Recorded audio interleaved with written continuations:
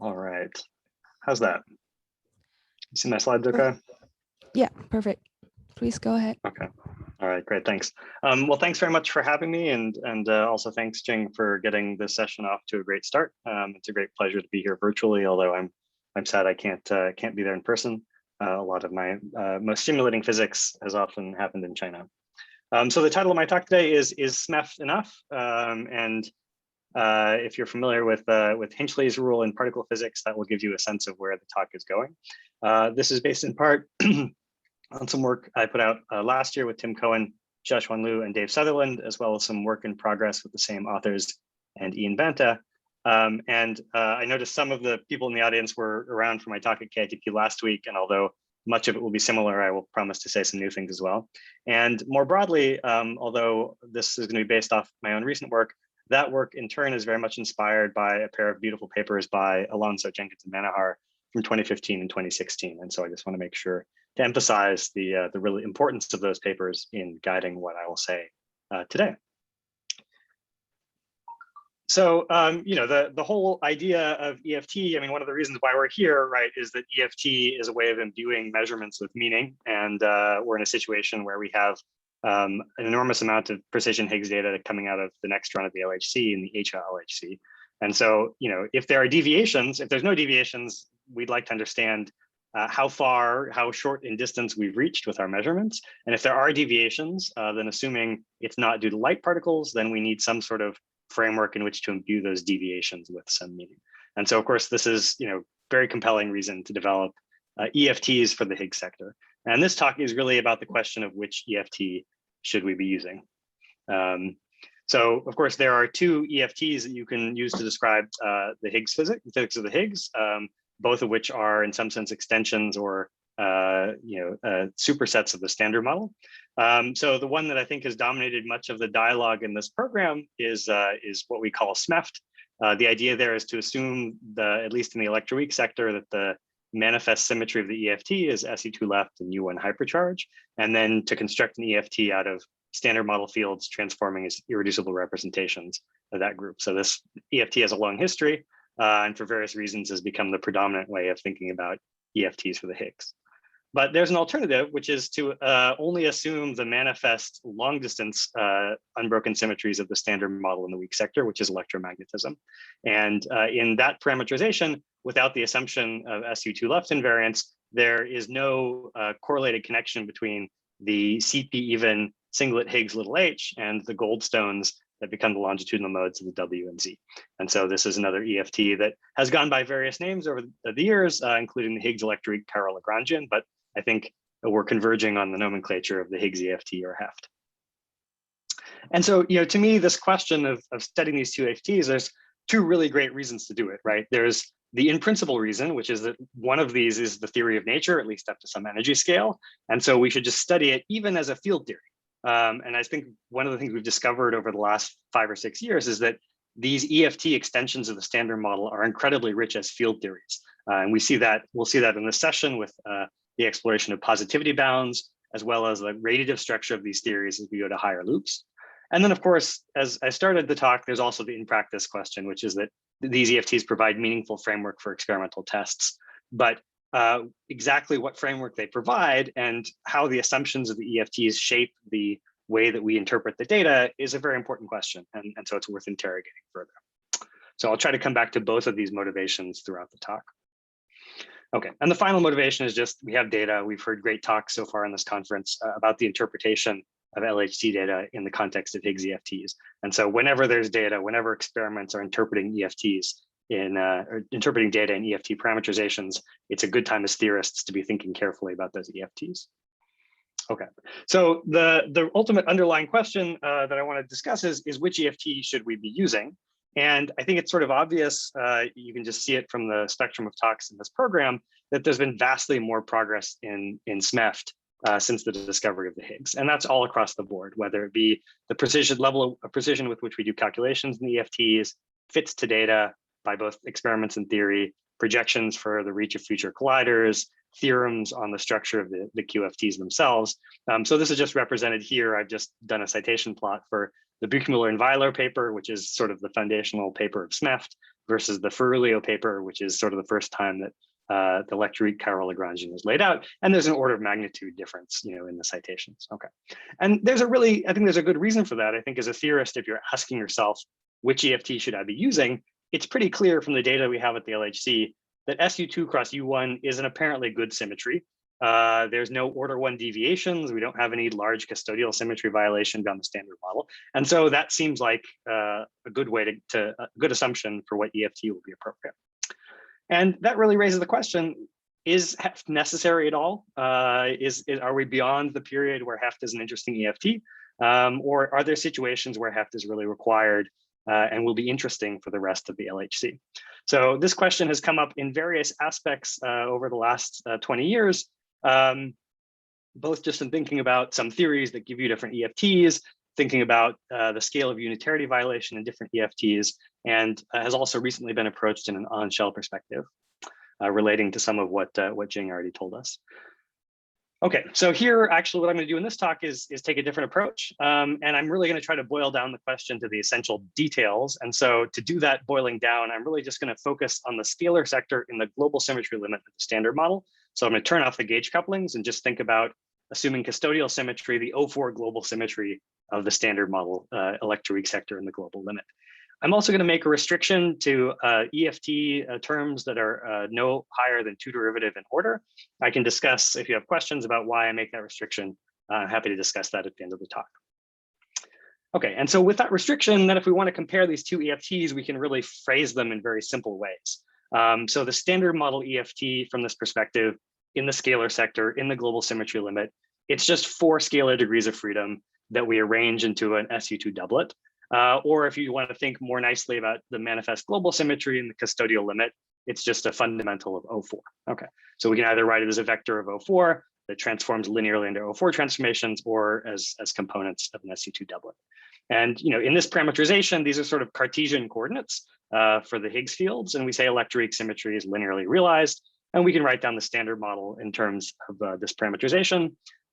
Alternatively, if we want to write down SMEFT with my restrictions just in the scalar sector, only up to 2 derivatives, there's a few terms. So there are 2 possible custodially invariant 2 derivative terms you can write down, each of which has the form of some function of the length of the O4 vector times some 2 derivative term contracted with the field. Then, of course, you can have a scalar potential, which is a function of the length of the vector, the length squared of the vector, and then there can be higher derivative terms. Okay. Alternatively, we could also frame the Higgs EFT or HEFT in this analogous sort of purely scalar part of the standard model. And there the idea is, again, because we're not assuming SU2 cross U1 symmetry, gauge symmetry, there's no relation between the CP even singlet little h and the Goldstones that become the longitudinal modes of the W and Z. And so we just have them as separate fields. And crucially, the field little h is invariant under O4 transformations. As for the Goldstones, there are various ways we can parameterize them. A very convenient one is to package them into an O4 vector where the 4th entry in the vector is a constraint term. And so in terms of that constrained multiplet, that transforms linearly into O4, but that means the Goldstones are transforming non-linearly. So we usually say, in terms of this type of parameterization, electroweak symmetry is non-linearly realized. At the end of the day, we're going to see the statement about linear and nonlinear realization is kind of unimportant, but this is, I think, the traditional language for making the distinction between EFTs. And so you're free to write down the standard model in this parameterization. You're also free to write down the Higgs EFT, and it has the form, of course, of kinetic terms for little h and for the Goldstones, a potential which is purely a function of little h. And it's possible to have functions of little h multiplying both kinetic terms for the Goldstones and the Higgs itself. Of course, formally speaking, the function multiplying the kinetic term of little h is actually redundant. And so you could eliminate it with a field redefinition, but I'm actually going to keep it around because that term usually appears when you're matching. And so it makes a little bit more transparent how different types of EFTs arise from UV physics. Okay. So something that you sort of already just know from the statement of the symmetries is that the standard model is a subset of SMEFT, which is a subset of HEFT. And I think this is something that is apparent just in the symmetries, but it was made much more precise in this pair of beautiful papers, again, by Alonso, Jenkins, and Manahar. And the relations between these EFTs can be seen fairly clearly just by taking the SMEFT parameterization and writing it in terms of the HEFT parameterization. So I can take my O4 vector in SMEFT and I can write it in terms of the constrained multiplet and the field little h in HEFT. And using that, I can always start with the SMEFT and write it in terms of the HEFT variables. So that's easy to do, and that's what I've done here in these middle lines. And the one thing that you notice when you do this is, of course, you rewrite all the fields in SMEFT in terms of the HEFT parameterization. And what that gives you is in these functions k and f that live in the HEFT parameterization, there are correlations at every order between little h and the Higgs vet that just reflect the fact that you started from a theory where they were correlated by SE2 invariance. And so that means there's an infinite set of conditions in the various terms of these functions that reflect that in the HEFT parameterization. Now, the question is, can you go the other way always? In other words, can I start with any EFT written as a HEFT and write it in terms of the SMEFT variables? And of course, formally, you can always do that. You just invert this field definition. But the question is the EFT that you get in terms of the SMEFT variables analytic at the origin, where in some sense, that's where we're expanding the theory around. And the answer is that's not always true. So if I start with a general HEFT parameterization, and I can invert this field redefinition to write it in terms of SMEFT variables. And what you see is you get something that is written in terms of the SMEFT variables, but it depends on potentially negative powers of the fields, which can lead to non-analyticities or poor behavior when you go to the origin of field space. Now, you can't just tell that by inspection. It depends crucially on the properties of the functions f and k, but you can at least imagine from how this reparameterization looks that you could end up with a problem. And those sorts of problems, non-analyticities at the origin of the SMEFT parameterization, those would give you HEFTs that cannot be written as SMEFTs, which admit some sort of convergent expansion. Okay. So it would be nice if we could just tell this by eye. I sort of argued, if you try to write a HEFT as a SMEFT, sometimes you get non-analyticities at the origin of field space, and that tells you when they can't be written as a SMEFT.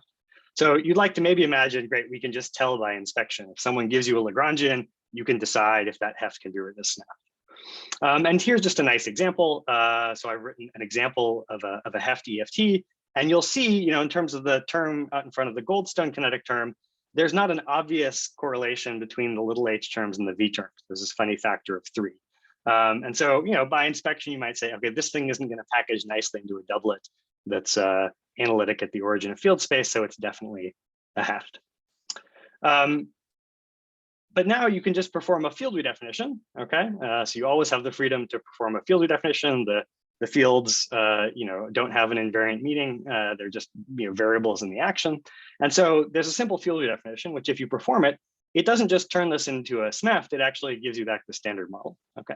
So this is a nice lesson that, just inspecting a Lagrangian, the field redefinition, the freedom of field redefinitions to modify the appearance of a Lagrangian make it impossible to just tell by inspection if something has to be a HEFT or is a SMEFT. And more generally, the freedom to do field redefinitions tells us that the words we use about SMEFT and HEFT being characterized by linear or nonlinear realizations, it's kind of a red herring, because in some sense, it's just a choice of how we parameterize our fields. That's not the essential difference. So what we need is some essential difference. Somehow we can distinguish HEFTs that cannot be written as SMEFTs from SMEFTs. And we need that to be insensitive or invariant under field redefinitions. All right. So a very beautiful approach to this was again made by Alonzo Jenkins Manahar, which leveraged the idea that we can classify effective field theories based on the geometry of the scalar field manifold. So we have a bunch of scalar fields and their two derivative kinetic terms, they define a metric on the space of the scalar fields, okay? Now, that might give you a hint as to why I've restricted myself to two derivative actions, is that everything that I'm going to say is perfectly well defined if I only have a two derivative action. If I have a higher derivative action, then there's an appropriate generalization of these geometric notions, okay? But that's necessarily more complicated. So now you should think of these EFTs from a geometric perspective as being characterized by some manifold that may have some curvature. And we're interested both in the manifold itself, which is defined by the metric, but we're also interested in functions that are defined on the manifold, like the scalar potential, okay? And the parameterization in terms of fields and our ability to do field redefinitions, this is really just a matter of picking charts on the manifold, okay? But the value of this is now we can use geometric invariants, properties of the manifold that are invariant under our field parameterizations to classify the EFTs. So of course, this is a very long history, especially for nonlinear sigma models, was applied by Alonzo, Jenkin, and Manahar to this question of Higgs EFTs in 2015 and 16. And it was also nicely applied in a beautiful way by Helseth, Martin, and Trott as a geometric formulation of SMEFT itself in 2000. I think you'll hear, excuse me, in the 2020. So you'll hear from Andreas about this later in the session. The basic message that you can take away from this geometric picture is that the standard model is a flat manifold. And then HEFT and SMEFT are manifolds with some amount of curvature. And in particular, there's a distinction between the two, which I'll elaborate on in a moment, that SMEFT is a curved manifold with an O4 invariant point, whereas HEFTs that cannot be written as SMEFTs might be missing that O4 invariant point. All right, so let me unpackage that statement in a little more detail. All right, at this point, it's helpful to draw a picture. Of course, the symmetry of interest in our theory governing the transformation of the goldstones is O4. I can't draw a three-sphere at different points in space in a nice way, so I'm going to take O2 for an illustrative example again. And so the way to envision these different types of scalar manifolds is you have some direction in this O2 case, which is the goldstone direction, and O2 transformations move you around that goldstone direction. So in the case of O2, that direction is just a circle. And then you have an orthogonal direction, which is little h. And so basically you can think of the manifold as being given by the values of little h, fibered by this S1 direction at every point. And there's a possibility, of course, if you have such a manifold, that it has an O2 fixed point or multiple O2 fixed points.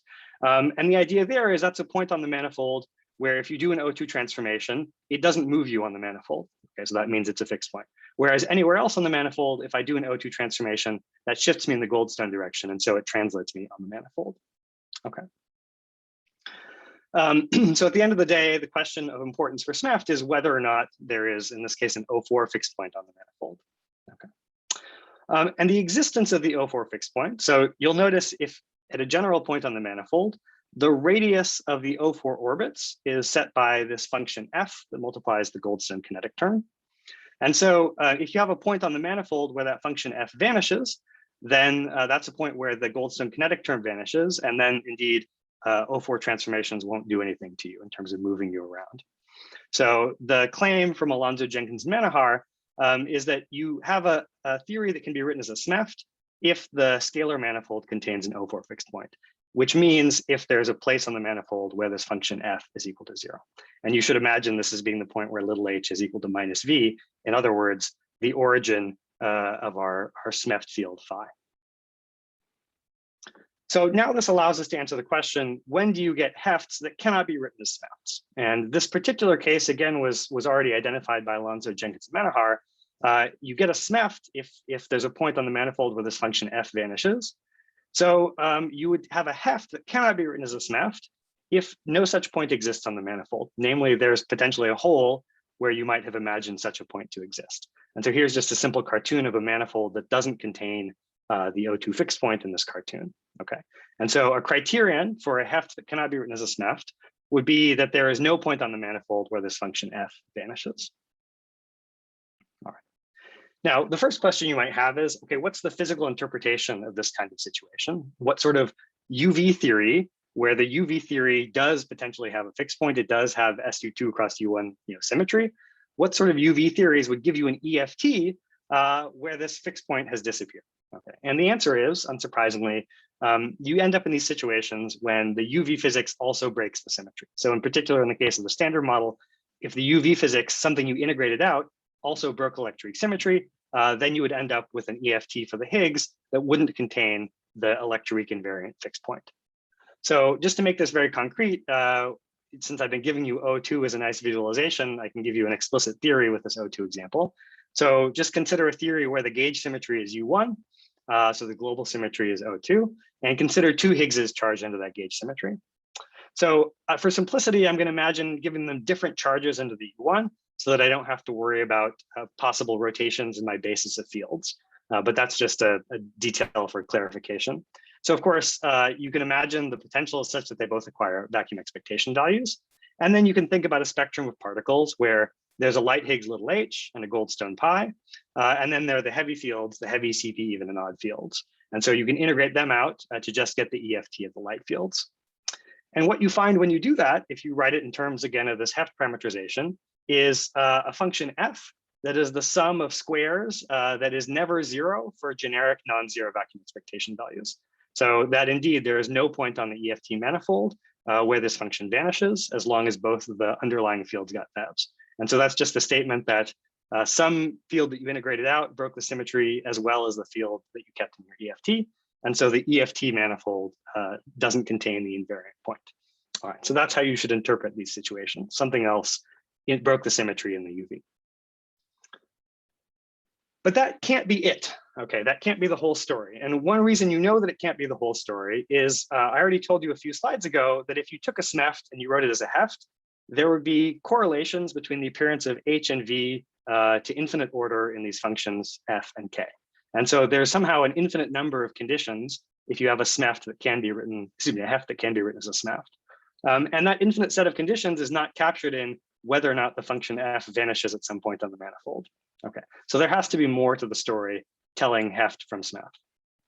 And the rest of the story comes from another situation where you end up with an EFT that cannot be written as SMEFT. So the other possibility is your scalar field manifold nominally contains a fixed point, but there's a pathology or some sort of singularity on the manifold at that point, like a cone or a cusp. Okay. And the cone or a cusp at that point, it could correspond to these functions F or V or K being non-analytic at the putative fixed point. But because of the field redefinition freedom, that's not necessarily an unambiguous diagnostic. And so a better way to tell if you're in this situation is to diagnose a singularity at the fixed point, just as you would do in general relativity. In other words, you can look at the Ricci scalar or the sectional curvatures that make it. You can also look at the scalar potential itself. And further, you can look at sort of powers of the squares of covariant derivatives of those quantities. And if any of them are singular, then there is some sort of singularity on the manifold. But if they're finite, then of course, the manifold is sufficiently smooth at that point. And so in this particular case, if you think you have an O4 fixed point, but you're worried that there's a singularity, you can check sort of infinite towers of covariant derivatives of the Ricci scalar and the scalar potential. And if they're all finite, then that gives you the infinite set of conditions that tells you you can actually write this HEFT as a SMEFT. Okay.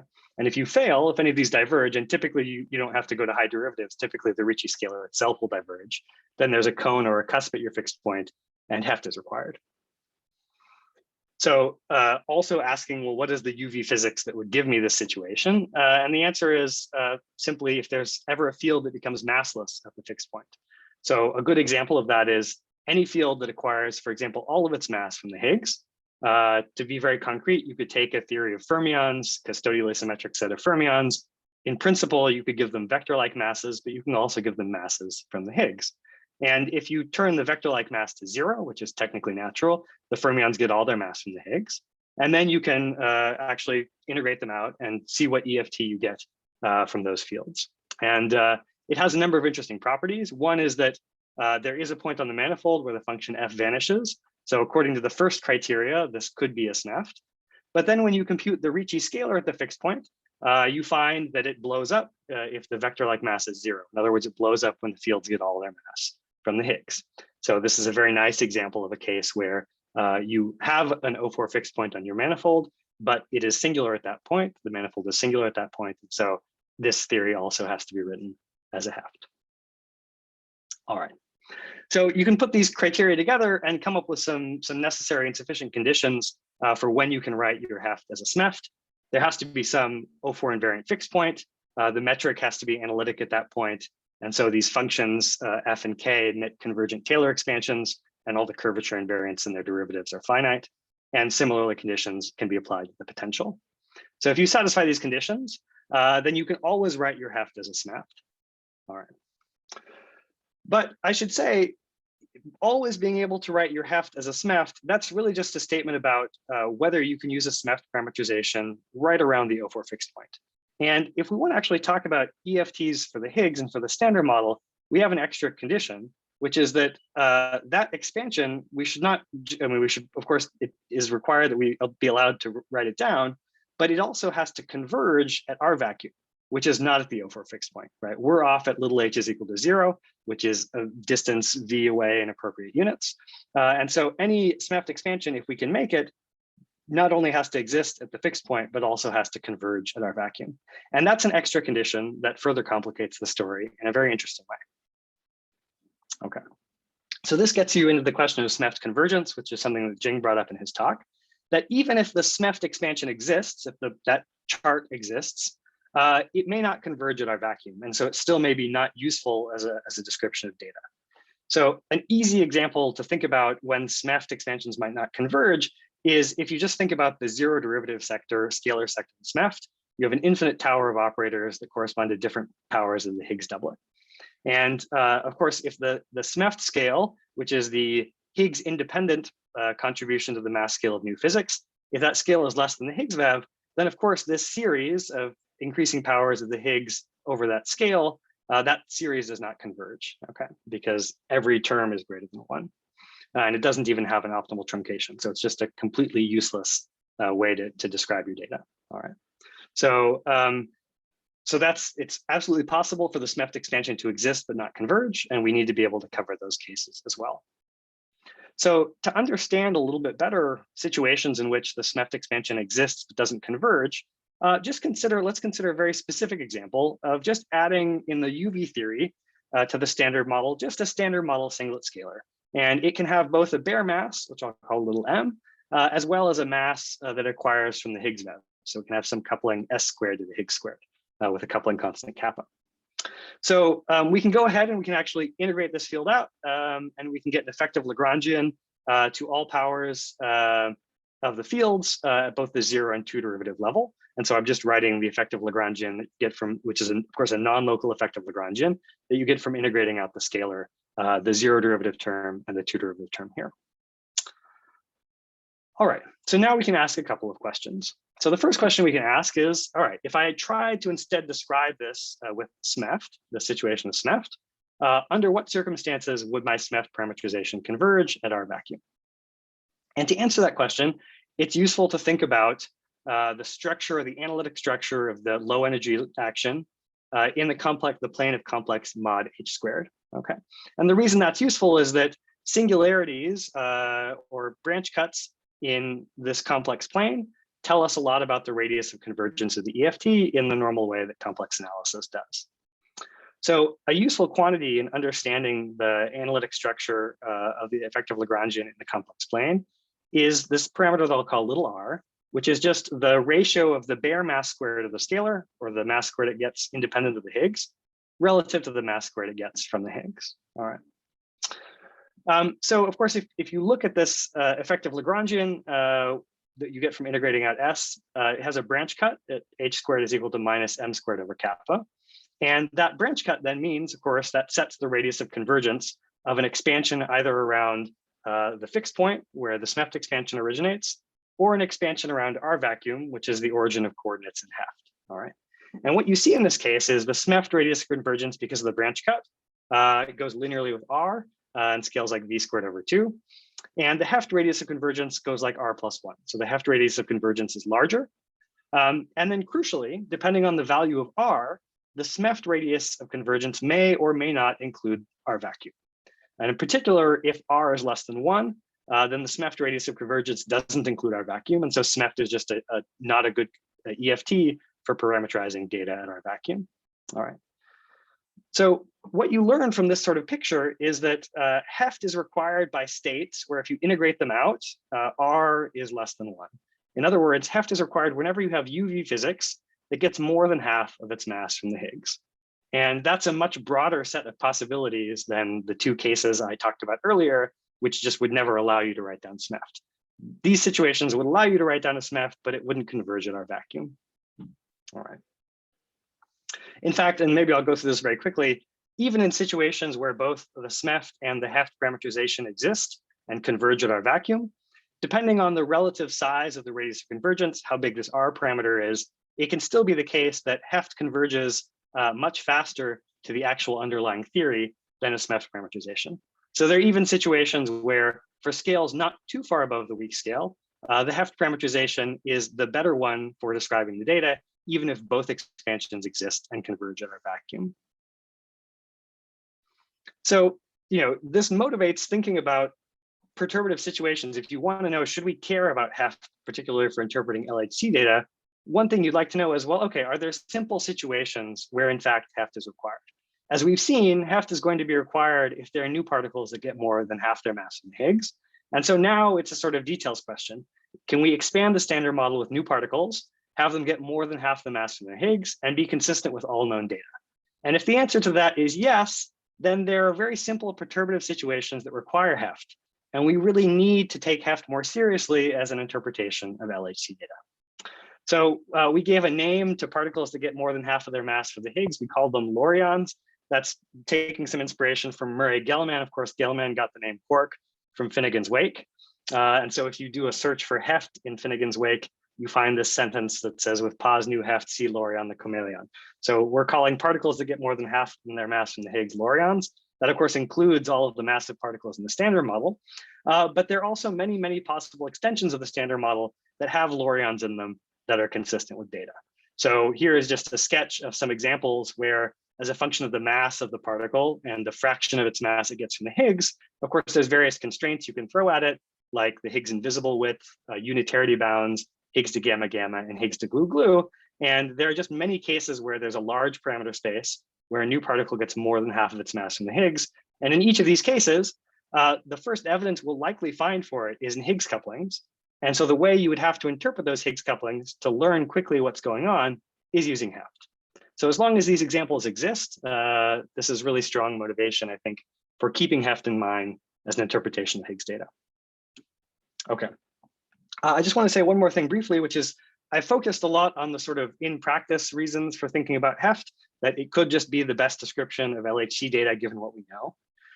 But I also want to emphasize, to the extent that I think we need to be paying more attention to HEFT, there is also the in principle considerations. So we've spent now 7 years exploring the radiative structure of SMEFT, ever since there were these sort of surprising zeros in the matrix of anomalous dimensions. We haven't nearly devoted the same attention to HEFT, but within the last year, there's been this beautiful calculation of the HEFT one loop matrix of anomalous dimensions. And because of the way that SMEFT and HEFT expansions are organized, SMEFT is an expansion in the canonical dimension, which includes expansion in the number of fields, whereas HEFT is formally an expansion in loops as well as momenta. And these are somewhat complementary expansions. But if you look at different orders in the two expansions, of course, there's overlapping regions.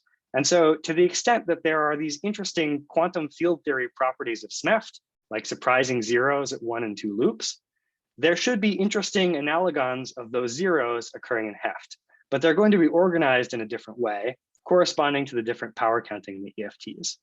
So the point is, from my perspective, there's basically a gold mine of interesting field theory in HEFT, analogous to what we've already seen in SMEFT, that we just have yet to explore.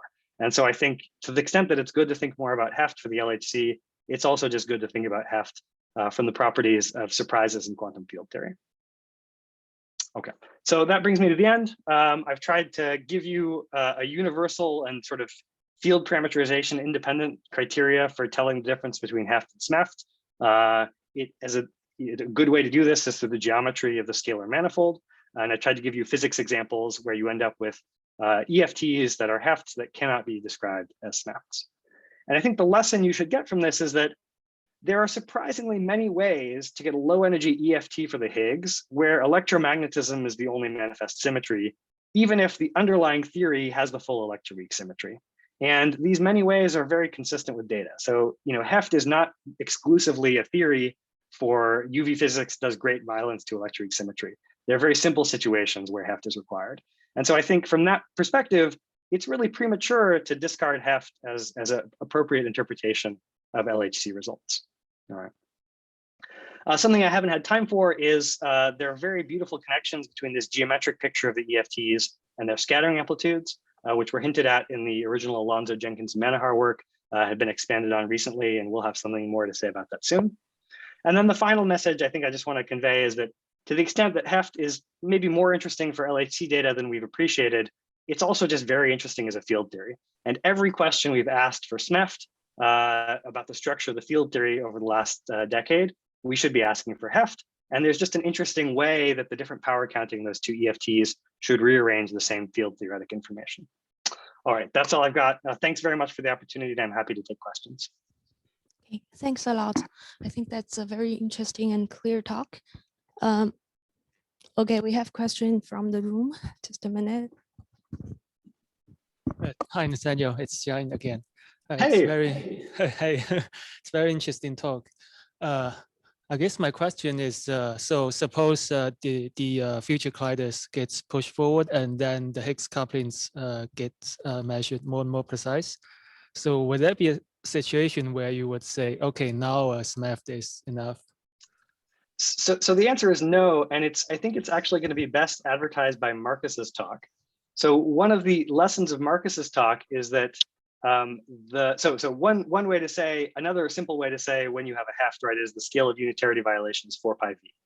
And so we're used to thinking, okay, that means the coefficients of operators that control 2-to-2 scattering are going to have important deviations, order 1 deviations, right? Maybe that's what you're getting at. And so if we don't see those deviations, then the unitarity scale should be above 4 pi v.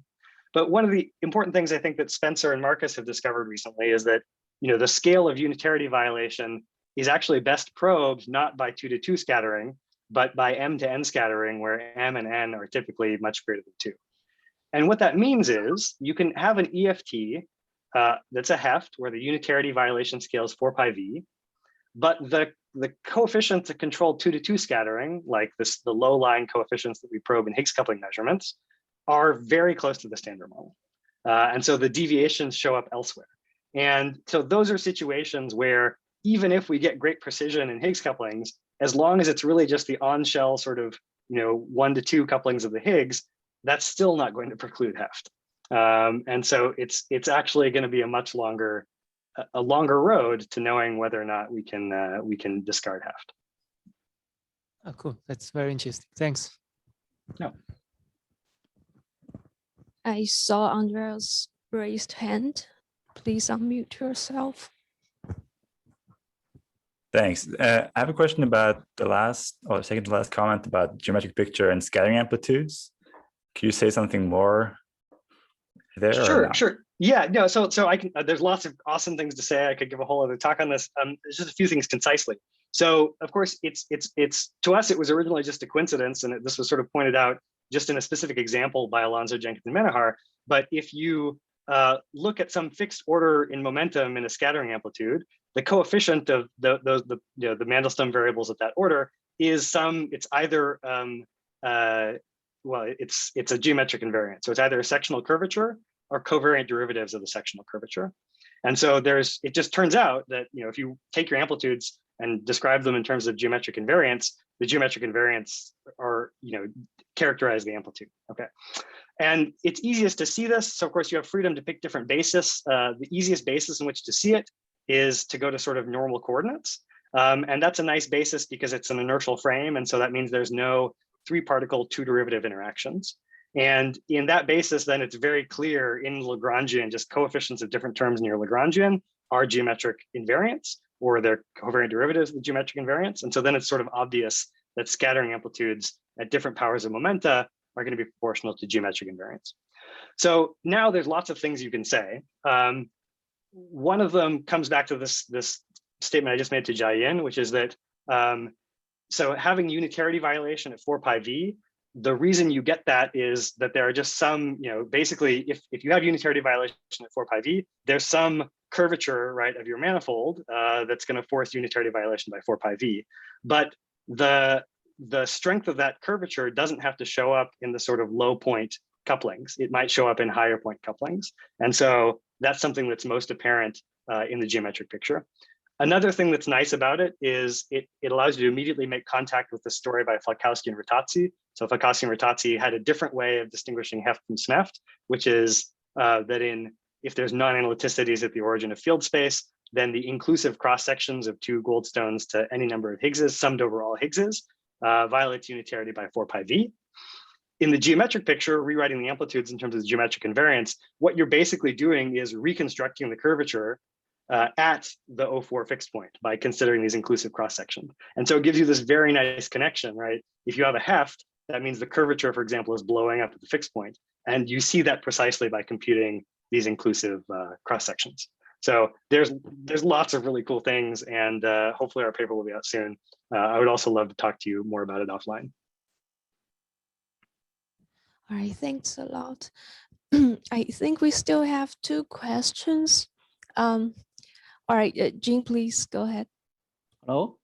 So I actually have probably a naive question. So when people, I mean, since I'm not really an expert on this HEFT, so when people talk about this HEFT, they usually just say that I will only consider the scalar part. For the real definition of this HEFT, is that really the part that you only do this nonlinear expansion for the scalar part, or you in principle will include all the? Oh yeah, so the reason I boiled it down to the scalars is that's the sort of essential thing. But of course, it's also possible that you could have pathologies associated with couplings that involve both scalars and fermions. And so there is a supermanifold generalization of this story where you include the couplings of the fermions and everything goes through.